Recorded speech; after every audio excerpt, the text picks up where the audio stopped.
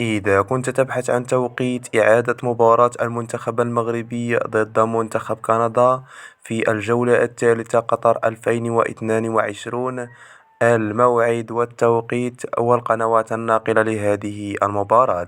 حيث قررت شبكة بي إن سبور إعادة البث المباشر لمباريات كأس العالم 2022 إحياءً للذكرى السنوية الأولى.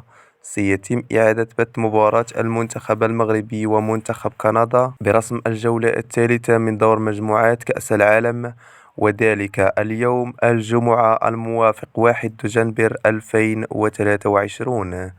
وستنطلق صافرة هذه المباراة على الساعة 4 عصرا بتوقيت المغرب، الجزائر تونس، وعلى الساعة 6 مساء بتوقيت السعودية العراق.